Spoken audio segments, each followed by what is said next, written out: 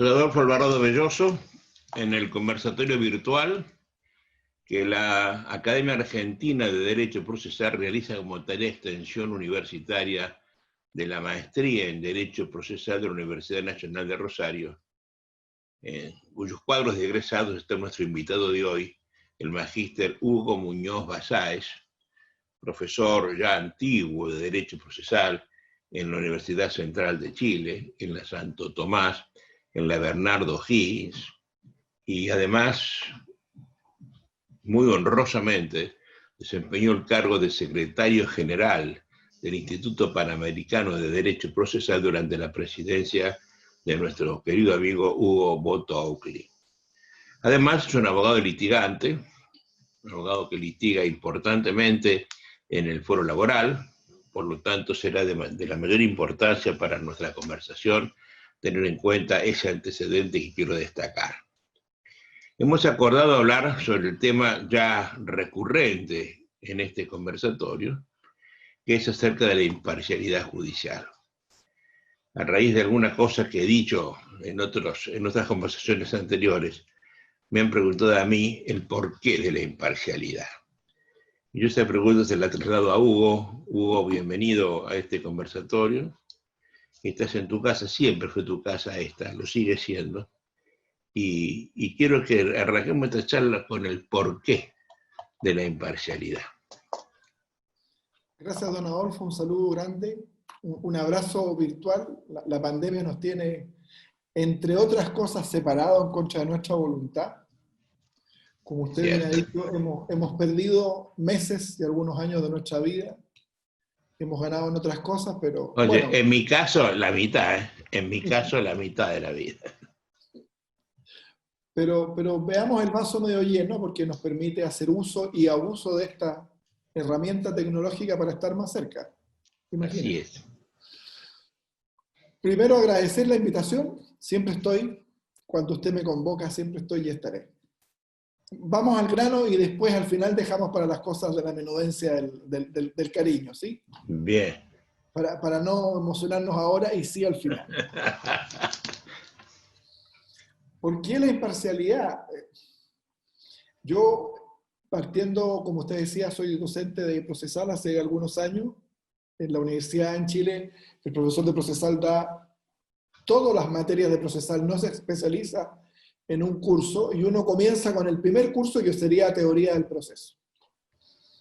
Y yo el primer día invariablemente hago la misma pregunta. Yo pregunto a los alumnos, que muy pocos me conocen, si fueran ellos participantes de un proceso judicial, si fueran parte de un proceso demandante o demandado, cualquiera sea el foro, les pregunto, ¿cuál quisieran ustedes que fuera la principal virtud o característica que haría que ellos estuvieran en un buen proceso judicial? Y invariablemente, la respuesta es casi automática, es que el juez tiene que ser imparcial. Y yo les pregunto, ¿y ustedes saben lo que es la imparcialidad? Silencio. No hay respuesta a esa pregunta, pero es una buena cosa partir de un dogma, saber que ellos tienen la intención de qué es la imparcialidad y por qué es tan importante. ¿Y dónde se siente la falta de la imparcialidad? Cuando el sujeto pasa a ser objeto del proceso y víctima del proceso.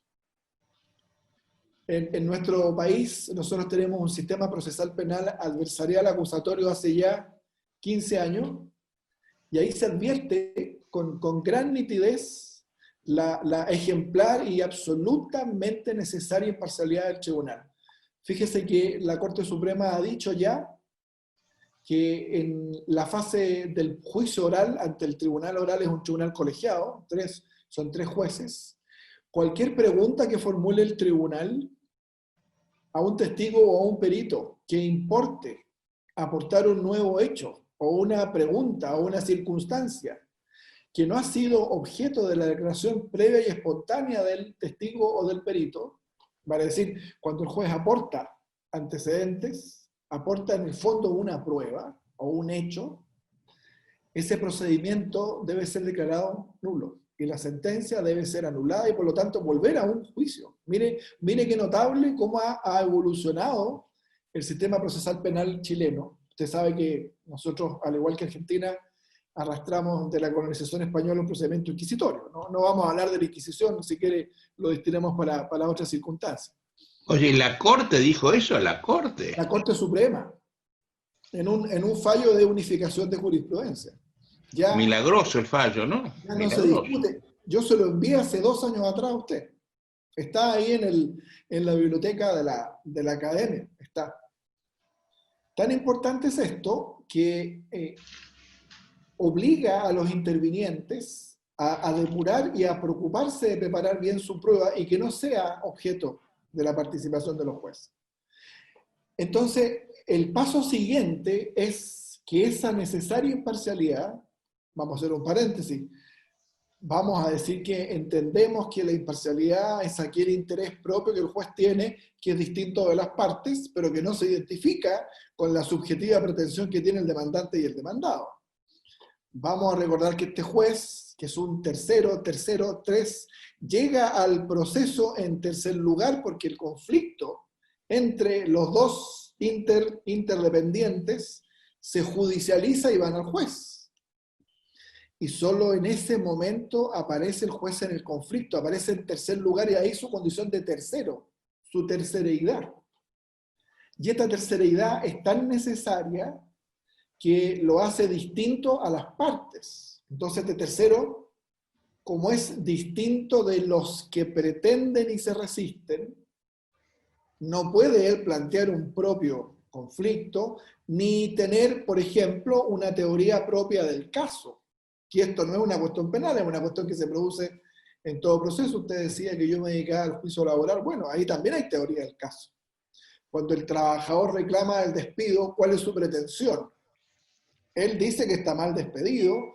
¿Y cuál es la pretensión del empleador? Decir que él fue debidamente despedido de acuerdo a la ley.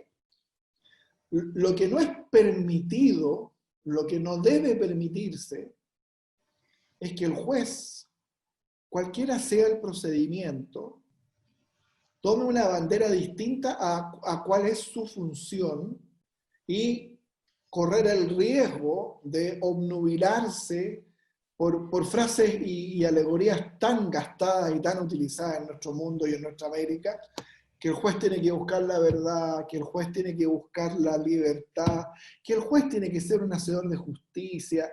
Aquí en Chile se ha dicho que el juez tiene que ser el hacedor de la distribución del ingreso y tantas otras cosas que usted probablemente la ha escuchado. Vuelvo a la imparcialidad. La imparcialidad es tan importante porque define que el juez, al ser tercero, tiene una ajeneidad respecto del conflicto, porque el conflicto es de las partes, el conflicto es del demandante y del demandado, ellos tienen el conflicto. El juez es ajeno a ese conflicto y ¿cómo lo debe resolver? Lo debe resolver respetando la primera garantía del universo, primera garantía de nuestra Constitución, de la Constitución norteamericana, de la Constitución argentina sin duda. Nuestra Constitución en Chile dice que los hombres, las personas más bien, nacen libres e iguales en dignidad y derecho. Y ahí está la primera garantía, la igualdad ante la ley. Y el juez solamente da tratamiento de igualdad a las partes si les permite un tratamiento igualitario, si se aleja o se acerca en la misma forma respecto de ambas partes, y si le otorga un derecho a una, le entrega y le otorga inmediatamente o en un plazo razonable un mismo derecho correlativo al contrario. Y ahí eso es lo que se llama la regla de la bilateralidad del instar.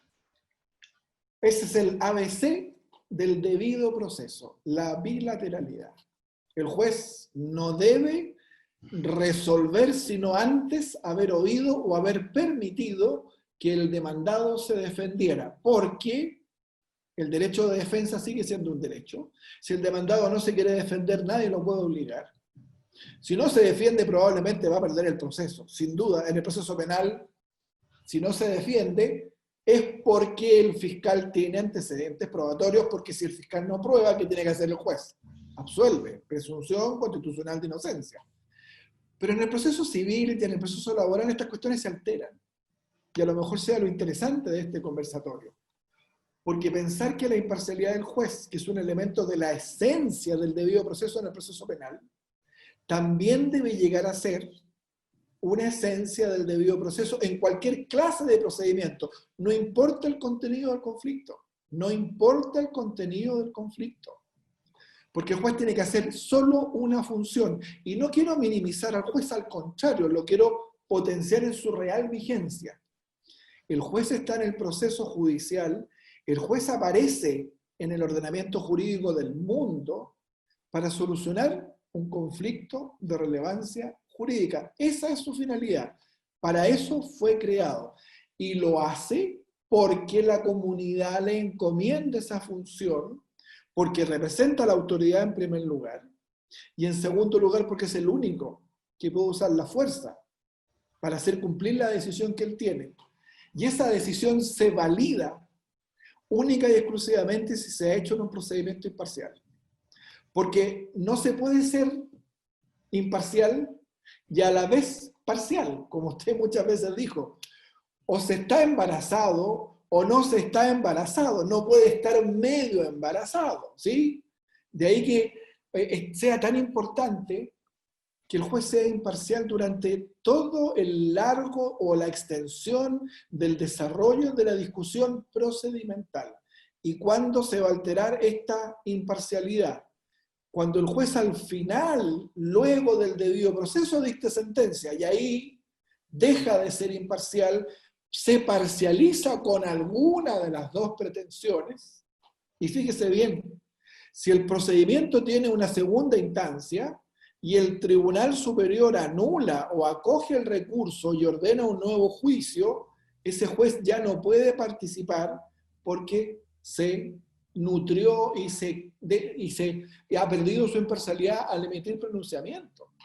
Fíjese que esto es tan claro, maestro, en el procedimiento civil chileno, que en la instancia de conciliación, durante el proceso y terminada la discusión, y antes de la etapa de confirmación, al juez se le permite expresamente, hay una norma expresa, dice: las opiniones que el juez plantea en esta audiencia no lo inhabilitan para seguir conociendo del procedimiento. Claro, porque si la ley no lo habilitara expresamente, estaría contaminado.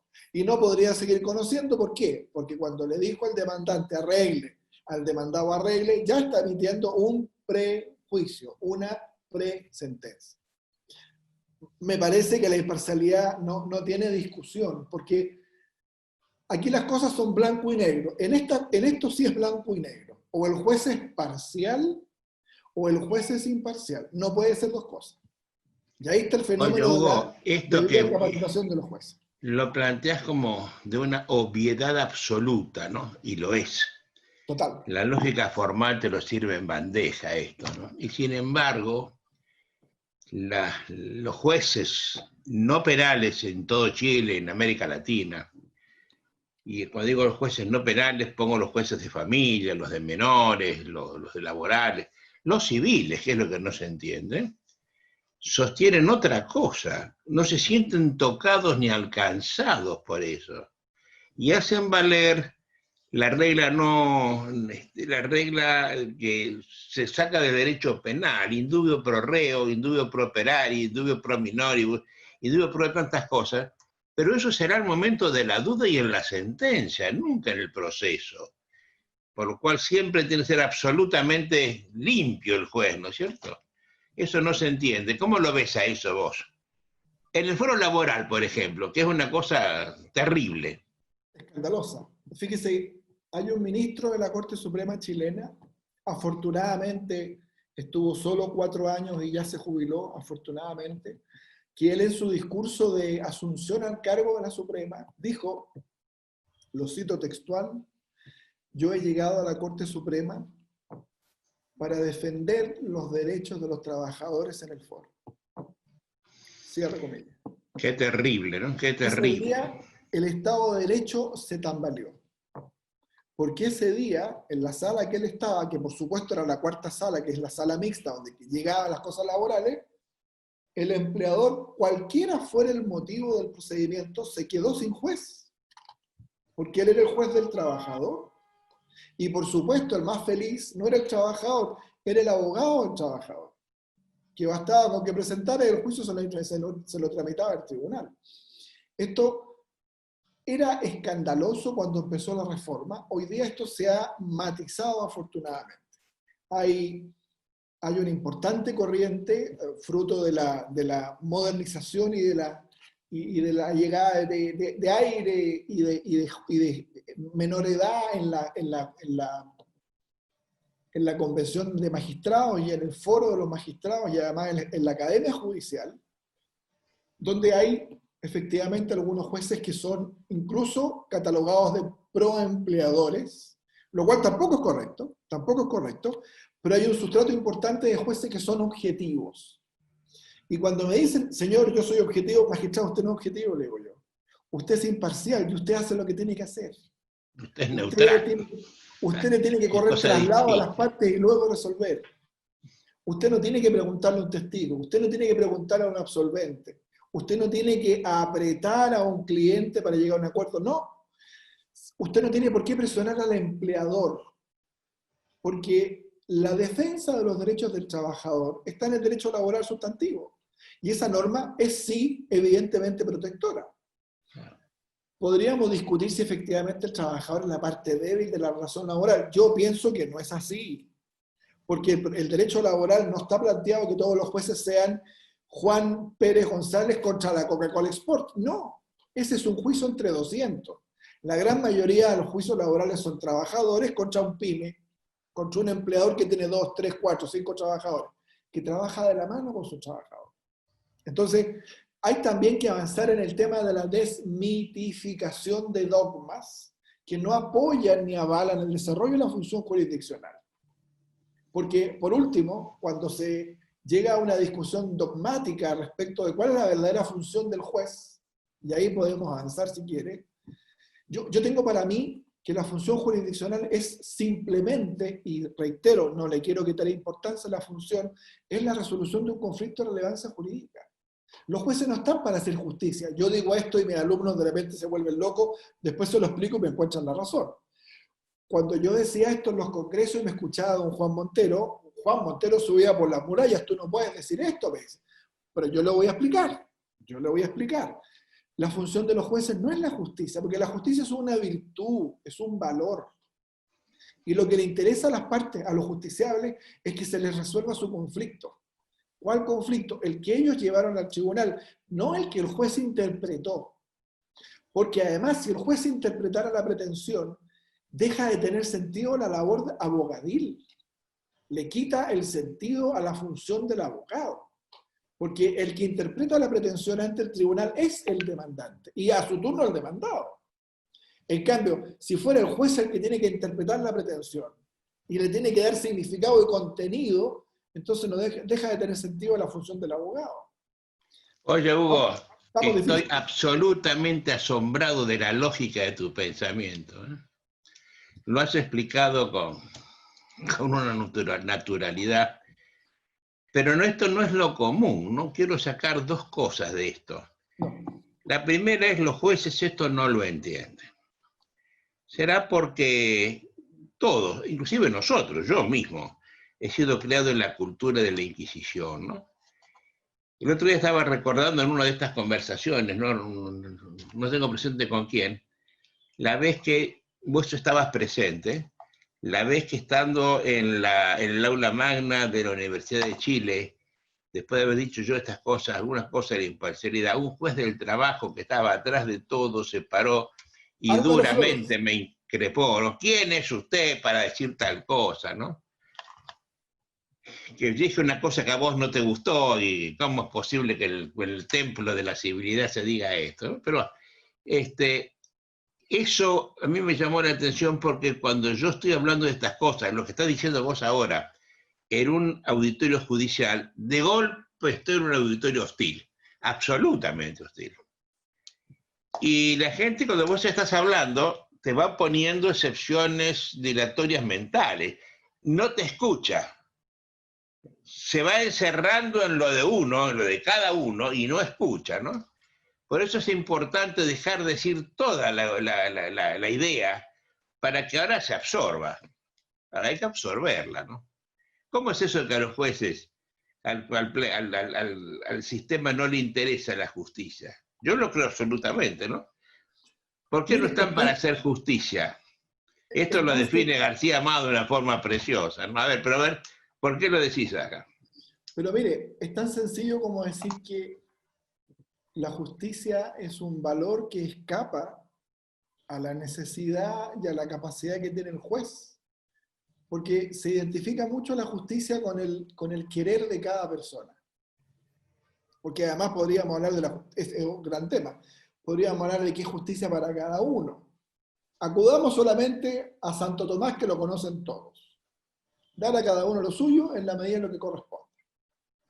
Si esto es así, yo creo en este concepto de justicia de Tomás, ¿sí? Yo creo en esa justicia. Si esto es correcto, entonces en el proceso judicial, cuando el juez resuelva y dicte sentencia, se hará justicia, como decía la película americana, se hará justicia solo respecto de una parte, el ganador. Y aún así, solo si se le concede toda la pretensión, si quería 100 y le dan los 100. Pero si el juez le da la razón, dice a lugar a la demanda, pero solo le da 50, no se hizo justicia en la totalidad de lo que el demandante Quedan quería. todos descontentos. Es verdad. Por eso que la invitación a la actividad jurisdiccional, que tiene mucho de vocacional, es decirle, si usted hace bien su trabajo y dicta 10 sentencias a la semana, usted va a tener 10 personas que lo van a poner en un altar relativamente y va a tener 10 enemigos, que son los que perdieron los juicios que usted falló. Primera cuestión, la justicia no es el resultado de la sentencia. Entonces, ¿qué vamos a encontrar en la sentencia? Y buscaremos entonces la solución salomónica, partiremos, como dice la Biblia, partiremos la guagua, el bebé por la mitad para darle la... Tampoco es esto. Entonces, buscaremos entonces lo que dicen los americanos, que la justicia tiene que acercar las pretensiones de las partes, la justicia colaborativa. Entonces, yo te doy, tú me das. Y si esa es la labor del juez, que por ahí yo no me molesto en que sea esa la función del juez, acercar a las partes, una suerte de mediador en el proceso, bueno, está bien, démonos ese tiempo. Pero lo que hace el juez cuando resuelve el conflicto es decidir jurídicamente, porque son jueces de derecho, si el derecho invocado se aplica al caso planteado en la forma que cada parte lo ha dicho. Exacto. Podríamos discutir del non bis in idem, o podríamos discutir del jura novit curia. Me acuerdo de la clase magistral de la profesora Meroy, la gran Andrea. Pero en un procedimiento donde el contenido de la pretensión lo da lo que el demandante plantea, y que al demandado se le ofrece la oportunidad de defenderse, incluso puede contraatacar con una demanda reconvencional. Los que aportan el Oye, conflicto... puede negar y afirmar lo que sea. Puede contradecir como se le ocurra. Y puede guardar silencio y le impone al demandante la obligación de probar todo. Norma procesal nacional que además es de cuño español.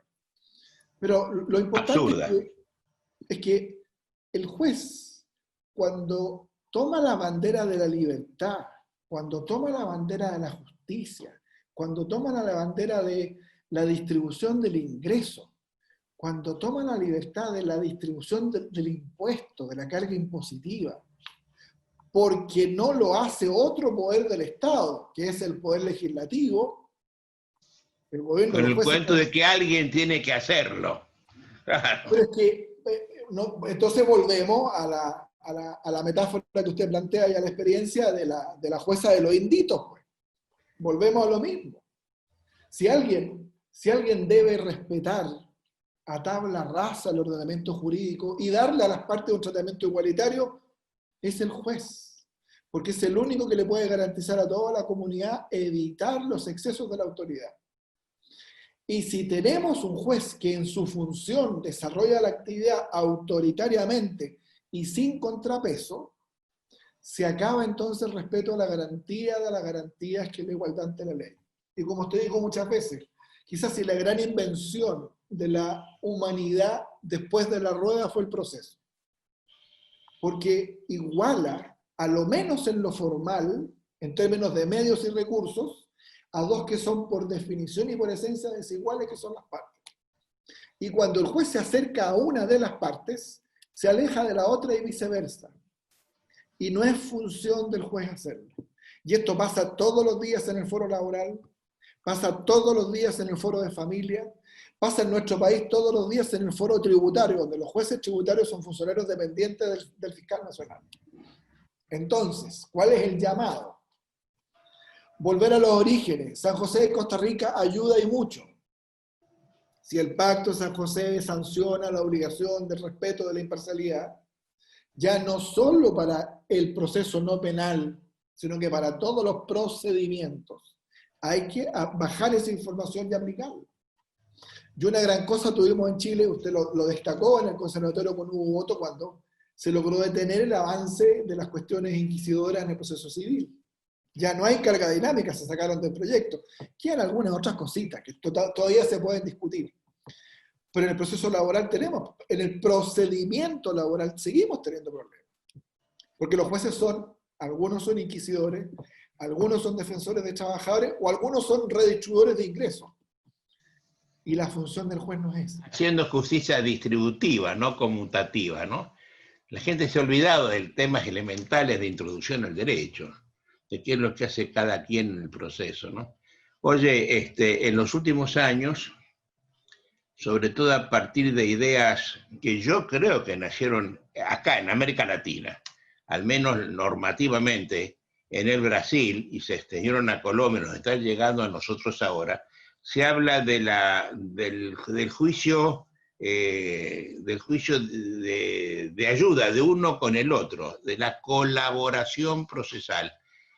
En los proyectos del CEJA, que está haciendo un mal terrible a América Latina, yo no puedo comprender cómo esa institución lo que hace es programar, proyectar juicios acusatorios penales y absolutamente inquisitoriales en lo civil, no son coherentes con ellos mismos. Están pidiendo que las partes colaboren entre sí para hacer la justicia, ¿no? O sea, es que si vos me querés cobrar una plata a mí y yo no me estoy defendiendo, debo ayudarte a que me ganes el pleito. No es más fácil que te lo pague y no que te ayude a que me gane para que yo te lo tenga que pagar. La estupidez llega a niveles irracionales con estas cosas. Nadie advierte que estamos entre partes antagónicas. Si agones lucha en griego, hay un protagonista y un antagonista. Estamos acá en una situación de agonía los dos, ¿no? Lo que pasa es que me da la impresión de que esto es una respuesta al abuso de derecho y al fraude procesal que es muy común en nuestra Latinoamérica. Pero la solución no está en este tipo de cuestiones, sino en aplicar las facultades correctivas que tienen y directoras de debate que tienen los jueces en nuestro país y en nuestro continente. No. Cuando un cliente va a su oficina o a mi oficina y me contrata para que yo gane su juicio. De defenderlo para la ley. No para que vayas a colaborar con nadie ni para que vayas a buscar la justicia tomados de la mano pasando por el bosque. Él quiere percibir lo que quiere percibir. Tal cual. Y por lo tanto, yo no debo colaborar con el contrario, así como tampoco yo espero que mi contradictor colabore conmigo. Esto de la sinceridad procesal es una locura. Esto de que el demandante deba descargarse de toda su prueba cuando presenta la demanda y que el demandado debe ofrecer toda su prueba cuando contesta la demanda en función de una suerte de colaboracionismo procesal o de sinceridad procesal. Yo tengo la impresión de que lo hacen para que los jueces tengan el trabajo más sencillo. Y es un gran error. Porque no, lo hacen, históricamente lo hicieron para ganarse 30 días de pleito con los ofrecimientos y los traslados recíprocos. No, fue una tontería. Y entonces hicieron un proceso que es absolutamente tramposo. El actor muestra todas sus cartas al comienzo del pleito y el otro no abrió la boca todavía, ¿no? Eso es tramposo en cualquier parte del mundo que se presente. Eso nació con nació a raíz de una visita que hizo Capelletti a la Argentina, y la gente en La Plata se le gustó, y se habló mucho del tema en la Argentina.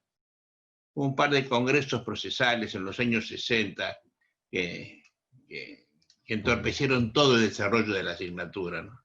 Pero para siempre. Seguimos hablando todavía 50 años después del tema. Pero esa no es norma procesal vigente en la Argentina. En algunas partes sí, señor. Pero la justicia federal... En algunas partes sí, porque están acá. El año pasado hemos tenido acá un ministro de Justicia con el gobierno del presidente Macri, que era un penalista que fue fiscal, su antecedente era ser fiscal y penalista, y se largó a querer corregir el Código Procesal Civil, y llamó a la florinata del activismo judicial. Y entonces han hecho montones de cosas de las propias del activismo. Tenemos cargas dinámicas, tenemos autosatisfactiva, tenemos cooperación judicial, congruencia laxa, extensión de la cosa juzgada. Oye, algunos códigos ya lo están diciendo, pero lo terrible que pasó en la Argentina es que ese ministro designó una comisión que sigue todavía funcionando como si fuera importante, que colonizó los superiores tribunales de justicia de provincia. Recuerda que es un país federal y por tanto cada provincia tiene su propia corte. Y entonces hemos logrado que por acordadas de corte se normen procesalmente juicios en contra de lo que dicen las leyes procesales. Es decir, una acordada ha derogado la ley procesal. Y estamos vigentes en eso en este momento, además en tiempos de pandemia. Bueno, ese es un tema avanzan a pasos agigantados, y nadie dice nada. Es un tema que yo quería tocar, solamente plantear, a lo mejor para una discusión posterior. Me parece que los tiempos que vivimos, convulsionados por la pandemia y que nos va a acompañar un buen tiempo, no son los mejores momentos para sentarnos a dictar nuevas leyes y modernizar la justicia. No es el instante y no es el momento, ni menos el lugar en que deban hacerse grandes modificaciones o que queramos encontrar o descubrir nuevamente la pólvora. Pareciera ser que este momento hay que transitar, hay que mejorar lo que se puede mejorar, pero sin que ello implique alguna cuestión que modifique el paradigma normal.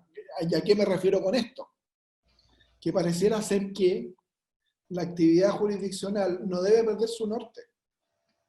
Porque ya pasó en España y en Italia hace 2 semanas atrás, donde se está intentando accionar en contra del Estado italiano y en contra del Estado español, por la ineficacia en los procedimientos de defensa, primero detección y luego de defensa de la pandemia. Entonces, si intentamos modificar las terribles consecuencias de la pandemia, del virus y la gente que ha muerto, la gente que se ha quedado sin trabajo, las empresas que han tenido que cerrar, y legislamos en este momento pensando en solucionar ese problema, perdemos el norte de la función jurisdiccional. Fíjese que la función jurisdiccional, y se lo digo cuando me invita a la Academia Judicial y los grupos de trabajo que tienen los magistrados, yo les digo, la función jurisdiccional es tan importante, el Poder Judicial tiene tal trascendencia en la vida republicana de los países, que ustedes tienen que cada día más plantearse y buscar el desarrollo de principios que a ustedes les generen la necesaria autonomía de gestión. Los jueces no son independientes, porque por lo menos en nuestro país dependen de su nombramiento del Poder Ejecutivo. No son independientes porque dependen para su gestión de un presupuesto que les apruebe el ministro de Hacienda, que depende del Poder Ejecutivo.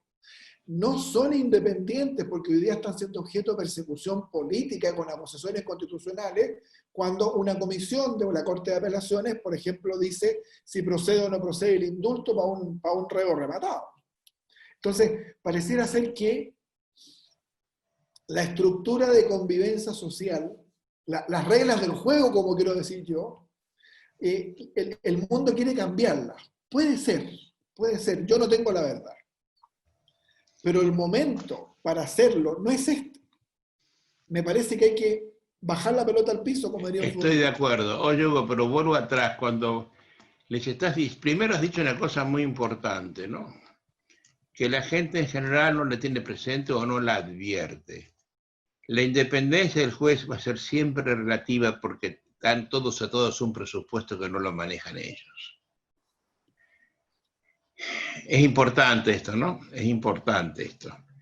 Porque si el juez no tiene el número, a ver, si el Poder Judicial no tiene el número suficiente de jueces y no tiene las dependencias adecuadas y las cosas para registrar, no puede funcionar. Como no funcionan, de hecho, en ninguna parte de América con el escasísimo número de jueces en función de los asuntos litigiosos. Pero mi pregunta es, ¿qué te dicen ellos, los aspirantes a jueces, los jueces presentes, cuando les dejaste semejante cosa? ¿Qué te contestan? ¿Lo entienden? ¿Lo ven en perspectiva? Lo primero que el rechazo es muy fuerte, la famosa excepciones dilatorias a la conferencia. Porque yo a los jueces parto diciéndoles que su función no es la justicia. Su función es resolver un conflicto de relevancia jurídica en derecho. Pues los sentaste a todos. Nadie te va a escuchar nunca más partir de esa frase. Pero luego les explico por qué lo digo eso. Y les voy razonando de por qué apareció el proceso en la historia. Y por qué es tan importante para la República y para el ordenamiento democrático de nuestros países que los jueces estén en una posición tal que puedan prescindir de la necesidad política, que puedan prescindir de la vinculación económica, que puedan prescindir de otro poder para los efectos de avanzar en su carrera, que puedan prescindir de la contingencia cultural, porque ahora, fíjese, tenemos un tema. Todo lo que dice relación con la cuestión de género, hoy día tiñe la función jurisdiccional. Entonces estamos hablando de paridad. Este es un tema muy discutido en Chile. Paridad matemática. Si son 10 jueces, tiene que ser 5 hombres y 5 mujeres. Y la paridad deberá ser en términos de acceso, me parece. Porque corremos el riesgo de que los 5 hombres que estén, o las 5 mujeres que estén, no sean las más capacitadas. Cosa distinta es que se busque una objetivización del desarrollo de la Academia Judicial, para que efectivamente todos los jueces quieren llegar a ministros de la Suprema Corte, sin duda, no todos van a llegar, pero que la decisión, si de Cámara avanza en la Suprema, sea una decisión estrictamente en función de su sentencia. Y esto, desgraciadamente, en nuestro país no funciona de esa forma porque el nombramiento de los ministros de la Suprema Corte en Chile es un nombramiento mixto. Lo propone el Poder Ejecutivo y lo tiene que ratificar el Poder Legislativo. Es una cuestión de loco. Si a los senadores y diputados lo elige la comunidad, si a los alcaldes lo elige la comunidad, si al presidente de la República lo elige la comunidad, ningún otro poder, la comunidad. ¿Por qué los jueces los tiene que proponer el Poder Ejecutivo y lo tiene que ratificar el Poder Legislativo? Es una locura. Es una locura. Además se los ha presentado siempre como el contrapoder de la gente que los ha designado, ¿no? Eso nos llevaría a otro camino, ¿no? Que también sería muy difícil de transitar. Los jueces por elección popular, Hugo. ¿Qué es lo que ocurre en Estados Unidos? Y eso no ha causado para muchos no ha causado un buen efecto. Y acá sería terrible la elección popular de los jueces, ¿no? ¿Y los consejos de magistratura? Ha resultado ser perversos. Yo, con la experiencia de muchos años, y he estudiado en profundidad el origen de todo esto, de cómo pasó en Italia, en España y en Francia. En Italia fue hacer puro gatopardismo, cambiar algo para que nada cambiara. En Francia fue para hacer un sistema de cooptación que no resultó. Y en España el Consejo General de la Magistratura lo que hizo fue desfranquizar al Poder Judicial, que era monolíticamente franquista, y el gobierno socialista lo que hizo, creo que era de Felipe González, y lo que hizo fue hacer que entraran representantes por tandas, secretarios, prosecretarios, jueces de circuito, jueces de distrito, y entonces se politizó la elección, se sacaron los ojos para irse a Madrid del estado de excedencia, a cobrar sueldos y tener autos, etc., y se prostituyó el Poder Judicial. No es el mismo el Poder Judicial español de los años 90 a 2000 que a los años 60 o 70. Como no es lo mismo la universidad española, ¿no? Los grandes procesalistas españoles que se siguen todavía citando, estudiando, inventando, no son los que están ahora, que además están muy lejos de la presencia, el conocimiento, no sé, de la influencia de todos ellos. Oye, esto meritaría otra charla, lo que estamos haciendo. Pero yo quiero recalar en esto, ¿no? Si cuando vos le decís que esto no es hacer justicia, nadie repara que no estamos acá en un problema de justicia de correspondencia aristotélica. Estamos hablando simplemente de la justicia de alguien. Está la justicia de versión del actor, la justicia que espera y pretende el demandado, y la justicia del juez. La justicia del juez de segunda instancia que le revoca por injusta las sentencias de primera instancia. Entonces, si uno piensa que existe y se da cotidianamente la posibilidad de que un juez de segunda instancia revoque la de primera por injusta, resulta claramente la relatividad del valor. No se trata ahora de filosofar acerca del absoluto, se trata del mundo en que vivimos, ¿no? Y si es relativo, si la justicia es tanta justicia como jueces existan, no parece serio hacer un sistema a partir de un valor absolutamente relativo. Y luego podríamos discutir si la finalidad del proceso es la búsqueda o no de la verdad. Otra cuestión que yo digo y se suben por las murallas. Yo les digo que la verdad no le interesa al proceso. Así es, y es verdad. Oye, pero ¿está en todos los códigos procesales penales? En todos los códigos procesales civiles de América está que el juez tiene que hacer lo necesario para procurar la verdad.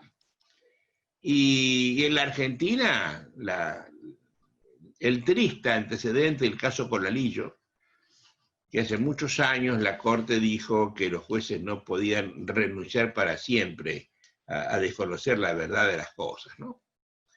Y entonces con ese cuento los jueces hacen cosas que no tienen que hacer.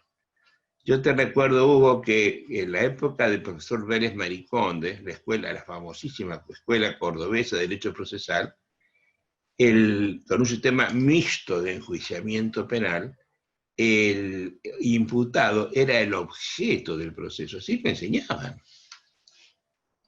El sujeto era el fiscal y el juez, y el objeto el imputado, no el sujeto principal, el que estaba siendo enjuiciado, el que hoy estamos atendiendo, no, el objeto. Ahora, con esta lógica, hace 100 años, 60, 70, desde que yo era estudiante, le estamos diciendo exactamente lo mismo. Entonces, cuando vos decís que la verdad no le interesa el proceso, la gente se camina por la pared, tenés razón, no lo pueden creer. Y en ese sistema la víctima no existe. Pero eso se está acabando, ¿eh? A ver, el primer derecho penal fue el de Lombroso, el delincuente, y el segundo fue el de Jiménez de Azúa, el tipo penal, y el tercero la víctima, el de Luis Rodríguez Manzanera. Ahora, recién ahora, 40 años después, la víctima empieza a ser una persona importante, y hoy se habla de una suerte de justicia restaurativa, donde en lo penal se soluciona el problema civil, pero lo penal queda sin punir. Con lo cual ahora vienen los procesalistas de viejo cuyo y dicen que el proceso penal ha dejado de existir, la muerte del proceso penal ha sido todo esto, ¿no? Claro, porque el que tiene para indemnizar no va a tener sanción penal y le va a otorgar, le va a restaurar el bien jurídico protegido a la víctima. Claro. Oye, Hugo, has dicho una frase importante y ya estamos en los últimos minutos de la charla, me gustaría recalar en ella. ¿Por qué decís vos que la verdad no le interesa al proceso? Yo estoy de acuerdo con eso. Esto es más simple de lo que hablamos de la imparcialidad. Fíjese, si la verdad fuera la finalidad del proceso, entonces no tiene sentido la conciliación y los equivalentes jurisdiccionales. No tiene Primera sentido. cosa. Si la verdad fuera la finalidad del proceso, no existiría entonces 2 y 3 instancias, ni por último existiría el recurso especial de revisión, ni tampoco tendría lugar la procedencia a las cortes internacionales cuando hay una falta de justicia o denegación de justicia. Tanto la justicia como la verdad son valores, y como valores son subjetivos. No hay duda alguna que la verdad no es la finalidad del proceso, porque en un proceso pueden haber, a lo menos en nuestro país, 3 verdades. La del juez de la instancia, la del juez de la Cámara, Corte de Apelaciones y eventualmente la Corte Suprema. 3. ¿Y cuál es la única verdad del proceso? La última sentencia del último tribunal. Que fíjese, si el demandado pierde en primera instancia y él no recurre, esa es la verdad definitiva, teniendo el derecho para recurrir. Y lo que es más fundamental es que si la víctima o el demandado se ponen de acuerdo con el demandante o el hechor y se cumple con las reglas del debido proceso, hay respeto a las garantías y logran establecer, por ejemplo, en el proceso, una decisión probatoria, o pueden incluso asumir en un proceso penal o en un proceso civil hoy día una convención probatoria donde se ponen de acuerdo respecto de hechos que no van a discutir, demuestra nuevamente que la verdad no le interesa al proceso. Porque entonces tendríamos que empezar a hablar de un concepto que aún yo no tengo muy bien definido, estoy trabajando en ello a pesar de mis años. Fíjese, la nueva onda del derecho convencional. Fíjense que hay un tema interesante y que en el fondo nos devuelve al origen. Si el derecho lo que hace desde larga data es moldear y calibrar conductas. Eso hace el derecho. Y si las partes se ponen de acuerdo, si las partes debidamente informadas llegan a esa convicción y no les interesa seguir con la judicialización del proceso, ¿qué se tiene que meter el Estado y el juez? Por eso que la verdad Cuando el tampoco, interés no es cuando el interés es transigible, ¿no? por supuesto. Pero ojo que los intereses se pueden transigir y hay un desarrollo y hay una evolución de estos derechos. Hay una gran evolución. Oye, Hugo, yo quiero agregarle a eso algo que me parece de la mayor importancia, ¿no? Quienes dicen que la verdad es el objeto del proceso, ponen el valor verdad en un ranking de tal importancia que es el máximo valor. El máximo valor del proceso es buscar la verdad. Por tanto, la verdad es el máximo valor que debe tener en cuenta el juez. Si así fuere, que yo creo que no lo es, si así fuere, resulta que todas las instituciones menores que están mirando hacia la cúspide de la verdad tendrían que adecuarse a la mayor, que es la verdad. Todas tendrían que buscar la verdad. Entonces yo pregunto, ¿qué tiene que ver con la verdad como máximo valor del sistema? La absolución por la duda. No podría existir, son incompatibles. O La la presunción de absolución, inocencia. claro. ¿Y qué tiene que ver, por ejemplo, el sobreseimiento penal por vencimiento del plazo de instrucción? ¿Y qué tiene que ver las cargas probatorias y las nulidades procesales? ¿Y qué tiene que ver la cosa juzgada? ¿Qué Y el tiene que ver abandono la del regla no procedimiento. reformatio impeius, la regla de la congruencia? La prescripción liberatoria, la caducidad de la instancia, todo conspira contra eso. Pero hay algo que la gente no ve, ¿no? Y la gente se sorprende cuando vos decís estas cosas. La mitad de los juicios en mi país, en la Argentina, la mitad son juicios ejecutivos. En el juicio ejecutivo nadie lo dice, porque nadie lo advierte, está prohibida expresamente la búsqueda de la verdad. Porque la norma dice que entre las excepciones admisibles en la ejecución está la inadmisibilidad de título referida solo a lo puramente externo, al papelito, no a la causa obligacional. Por tanto, si yo vos te doy un cheque, instrumento de pago, en prueba de pago de una deuda de juego o de ejercicio de la prostitución, y vos me lo ejecutás, yo tengo que pagarlo, y el pleito posterior repetir por falta de causa. Es decir, que para los códigos procesales es más importante el manejo del dinero que la búsqueda de la verdad. Y entonces, si yo en el proceso penal la verdad no importa porque indubio pro reo, si en laboral tampoco porque indubio pro operari, si en menores tampoco porque indubio pro menor, si en familia tampoco porque indubio pro vigencia de la familia. Si en lo civil, en la mitad de los pleitos, no importa porque está prohibida el juicio ejecutivo, y en lo demás tengo cosas juzgadas, carga probatoria, ¿dónde está la verdad? Cuando decís esto, la gente tambalea. Le han puesto tantas dilatorias, sesiones dilatorias mentales que se han sorprendido. Tienen que absorber la idea, asimilarlas, internalizarlas y convencerse. No hay otro camino. Pero mire, don Adolfo, en un auditorio de 40 postulantes a jueces, en un auditorio de 40, hay 5 que si me ven en la calle me van a atropellar. Hay 10 que no me van a saludar. Pero hay 5, 6 o 7 que al final se acercan y te dicen, profesor, yo pensaba esto, pero nadie me lo había advertido de esta manera. ¿Dónde puedo leer? ¿Dónde puedo encontrar más de esto? Y con que haya 1, 2 o 3 por charlita. De buena fe. Son los de buena fe. Bueno, eso explica que usted tenga tantos alumnos fiscales, tenga tantos alumnos jueces, tenga tantos alumnos camaristas que hayan viajado, que hayan cruzado la cordillera y hagan la maestría. Es de las cosas que hay que recordar. Estamos terminando. ¿Me permite a mí usted 30 segundos? No, te doy, sí, el pensamiento final va a ser tuyo. Estoy encantado con esta charla. Hemos discurrido a partir de su parcialidad hasta Aristóteles hemos llegado, ¿no? Pero es que... Me permito. Mire, la lógica aristotélica en esto es muy sencilla. Y desgraciadamente en nuestros colegios, en la Argentina, en Chile, en América, hemos perdido de estudiar las cuestiones básicas. Y nuestros alumnos que llegan a las aulas universitarias llegan con unos déficits terribles en materia de formación. No leen, no saben leer, no tienen comprensión de lectura y no manejan conceptos básicos.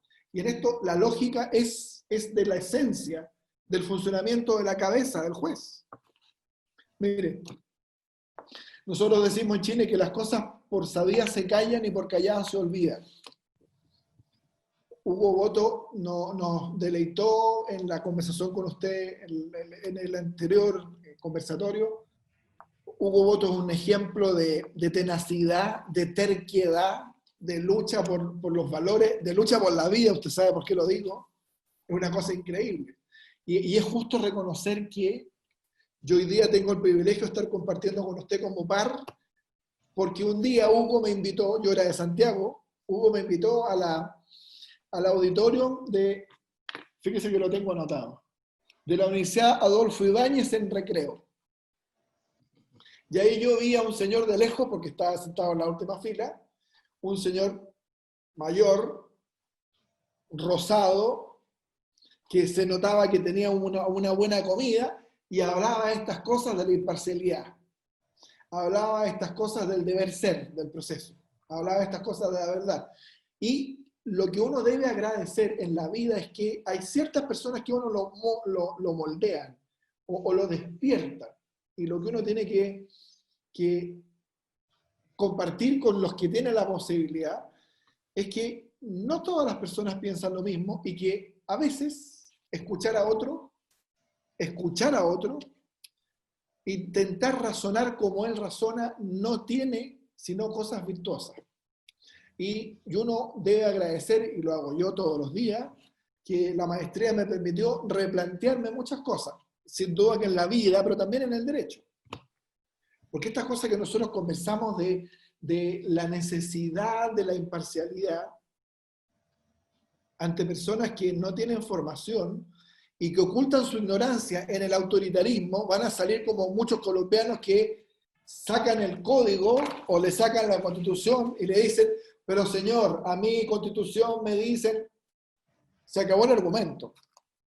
Y si algo tiene que uno valorar en el desarrollo de la vida, y en estos últimos meses con la pandemia, es que si no aprovechamos estas instancias para poder generar espacios de comunicación y de diálogo, significa que no entendimos nada de la vida.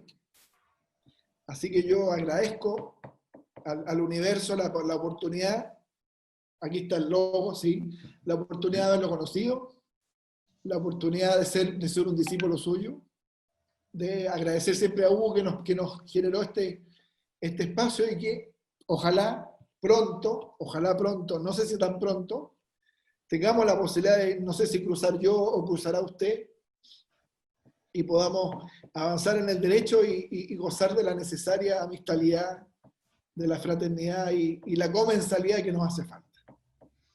Ojalá que pueda ir yo a Chile, que me hace tanta falta, un poco de chilenidad en esta Argentina tan doliente que tengo hoy, ¿no? Querido, un abrazo fuerte.